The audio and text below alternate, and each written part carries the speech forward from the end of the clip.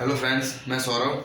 आप सभी को नए साल की हार्दिक शुभकामनाएं। आज हम साल के प्रथम दिन से एंड हिस्ट्री का कोर्स है वो तैयार कर रहे हैं। इस हिस्ट्री में एनडीए में लगभग 12 से 15 क्वेश्चन हर वर्ष पूछ लिए जाते हैं, जिसमें से टॉपिक वाइज इसको 4 पार्ट्स में डिवाइड किया जा सकता है। इस हिस्ट्री को 4 प्रकार से बांट सकते हैं। वर्ल्ड हिस्ट्री, जिससे लगभग 1 से 2 क्वेश्चन पूछे जाते हैं। एंशिएंट हिस्ट्री, जिससे लगभग 2 से 3 क्वेश्चन पूछे जाते हैं। और मेडिएवल हिस्ट्री, जिससे लगभग 1 से 2 क्वेश्चन पूछे जाते हैं। और लेकिन जो हमारे लिए मेन है, जो सबसे ज़्यादा क्वेश्चन पुट अप करती है, वो क्या है? मॉडर्न हिस्ट्री, जिससे लगभग 8 से 9 क्वेश्चन पूछ लिए जाते हैं। और इससे स्पष्ट होता है कि हमारे लगभग 32 से 36 जो मार्क्स हैं वो हमारे केवल मॉडर्न हिस्ट्री से क्लियर है। और मैं सबसे पहले मॉडर्न हिस्ट्री ही चैप्टर स्टार्ट कर रहा हूँ, जो हमारा सबसे ज़्यादा नंबर्स का वेटेज लेके चल रहा है।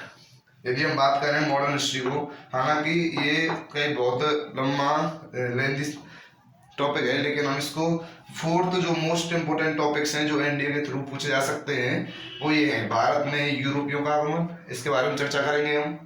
1857 की क्रांति, इसके बारे में चर्चा करेंगे हम। बैटल्स, युद्ध के बारे में करेंगे। और फ्रीडम स्ट्रगल्स के बारे में करेंगे। यदि हम बात करें कि आज का हमारा टॉपिक क्या है, भारत में यूरोपियों का आगमन, अब हम इसके बारे में बात करेंगे। क्या है हमारा टॉपिक आज का? भारत में यूरोपियों का आगमन।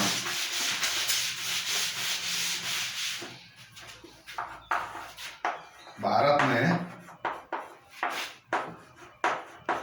यूरोपियों का आगमन। भारत में 5 यूरोपीय कंपनियां आई, और वो किस कारण से? केवल वो व्यापार करने के उद्देश्य से वो भारत में आई। कितनी कंपनियां आई? 5 कंपनियां। वो 5 कंपनियां कौन सी हैं? फर्स्ट, जो सबसे पहले आए, पुर्तगाली, इसके बारे में चर्चा करेंगे हम। सेकंड, उसके बाद कौन आए? डच।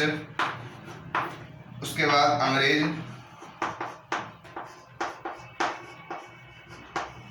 अंग्रेजों के बाद डैन,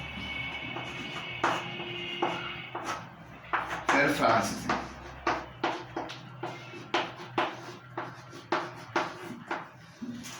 जब ये कंपनी आई तो उनको आपस में संघर्ष होने लगा। हालांकि इनका केवल वर्चस्व था कि आर्थिक वर्चस्व के रूप में आए थे। केवल इनका लाभ था कि ये व्यापार करें और व्यापार करके लाभ कमाएं। लेकिन इनका आपस में क्या होने लगा? संघर्ष होने लगे। और संघर्ष होते ही जो इनका आर्थिक वर्चस्व का जो टॉपिक का रूप था, वो इनका राजनीतिक रूप में चेंज हो गया। किसमें चेंज हो गया? राजनीतिक रूप में। राजनीतिक वर्चस्व में इनका पहुंच चुके थे। अब इनमें संघर्ष होने लगे और आखिरकार सभी कंपनियों में जो अंग्रेज थे, उन्होंने विजय हासिल की। और लगभग 200 वर्षों तक भारत में क्या किया? शासन। भारत में क्या किया? शासन किया। लेकिन हम पुर्तगाली, डच, अंग्रेज, डैन, फ्रांसीसी, प्रत्येक के बारे में अलग अलग चर्चा करने वाले हैं कि क्या पुर्तगाली कौन से सन में आए, डच कौन से सन में आए, अंग्रेज कब आए, डैन कब आए। तो इसलिए आज का जो हमारा टॉपिक रहेगा वो रहेगा पुर्तगाली। ठीक है, क्या टॉपिक है आज का हमारा? पुर्तगाली। यदि हम बात कर रहे हैं कि पुर्तगाली व्यक्ति थे, उन्होंने भारत को कैसे खोजा और किसने खोजा? सबसे पहले 1498 ईस्वी में, 1498 ईस्वी में वास्को डी गामा एक व्यक्ति है जो पुर्तगाली है। वह सर्वप्रथम कहाँ पहुंचा? भारत में। और यदि पूछा जाए कि भारत में कौन से स्थान पर पहुंचा, तो वह भारत के केरल में पहुंचा। वो कहाँ पहुंचा? वो केरल में पहुंचा। और पूछ लिया जाए कि किस रास्ते, कौन सा सफर उसने तय किया, वह समुद्र के रास्ते से गया।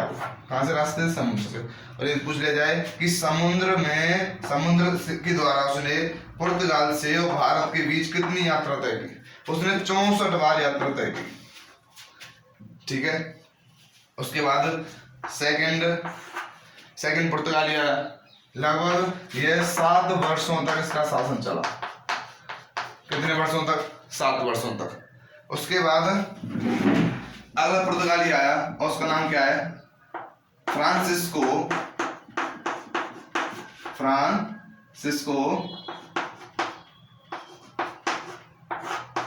अल्मीड़ा। फ्रांसिस्को अल्मीड़ा है। कब आए? 7 साल बाद, यानी कि 1505 ईस्वी में। और उनका शासनकाल 15 से 9 ईस्वी तक चला, लगभग 4 वर्ष। और इनको भारत में पुर्तगाली का प्रथम गवर्नर माना जाने लगा। इनको क्या कहते थे कि जो पुर्तगाली का प्रथम गवर्नर है वो कौन है? फ्रांसिस्को अल्मीड़ा। यदि आपसे पूछ लिया जाए कि जो पुर्तगाली गवर्नर जो प्रथम था वो कौन था? फ्रांसिस्को अल्मीड़ा। यदि पूछ लिया जाए कि वह पहला व्यक्ति कौन है जिसने सर्वप्रथम भारत में कदम रखा, वो कौन है? हमारा वास्को डी गामा। उसके बाद 1509 में, इसका वर्ष केवल कितना चला? 4 वर्ष के लिए चला। उसके बाद 1509 में कौन आए? 1509 में एक और पुर्तगाली, कौन? अल्बुकर्क। कौन आए? अल्बुकर्क। इस अल्बुकर्क को जो इसने नींव जमा दी। इसने भारत में पुर्तगालियों की नींव जमा दी। कैसे? इसने जो बीजापुर का जो सुल्तान था, उससे इसने गोवा को जीत लिया। किसको जीत लिया? गोवा को। जब इसने गोवा को ही जीत लिया तो इसको भारत में पुर्तगाली साम्राज्य का संस्थापक माना जाने लगा। यदि आपसे पूछा जाए कि पुर्तगाली का जो संस्थापक है, उस साम्राज्य का जो संस्थापक है वह कौन है? तो अल्बुकर्क है। और मात्र इसने 1 साल बाद ही यह काम किया, यानी कि उसने 1510 ईस्वी में बीजापुर के सुल्तान से गोवा को जीत लिया और इसको भारत में माना जाने लगा पुर्तगालियों के साम्राज्य का संस्थापक। ठीक है, यहाँ तक क्लियर। यदि हम इससे आगे बात करें, भाई जब इसको संस्थापक मान लिया गया, इसने गोवा पर विजय हासिल कर ली, तो इसका शासन भी लंबे समय तक चला। उसका शासन 20 वर्षों तक चला। कितने वर्षों तक चला? 20 वर्षों तक इसका शासन चला। अल्बुकर्क का शासन 20 वर्षों तक चला, यानी कि यह 1509 में आए और 1529 में 1529 ईस्वी में एक और पुर्तगाली गवर्नर आए। पुर्तगाली कौन?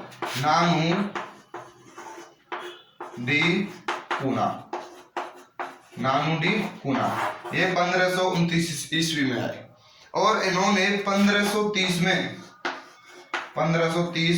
ईस्वी में कोचीन को बदलकर 1530 ईस्वी में कोचीन को बदलकर इन्होंने गोवा को कार्यालय घोषित कर दिया। किसको? गोवा को क्या घोषित कर दिया इन्होंने? कार्यालय।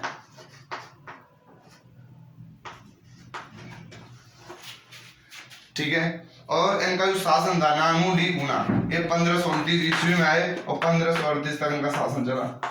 उसके बाद फिर कई पुर्तगाली गवर्नर आए, वायसराय आए।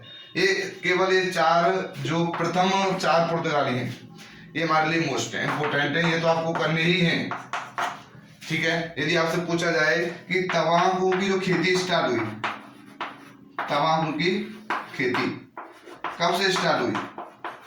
वह 1550 ईस्वी से स्टार्ट हुई, यानी कि वह पुर्तगालियों के युग में तंबाकू की खेती स्टार्ट हुई। यदि आपको ये टॉपिक समझ में आ रहा है, यदि आपको अच्छा लग रहा है टॉपिक, तो इस चैनल को सब्सक्राइब करें और ऐसे ही एनडी हिस्ट्री के और टॉपिक पाने के लिए इस चैनल को लाइक भी करें। और धन्यवाद। लाइक करें, शेयर करें, सब्सक्राइब करें। Thank you.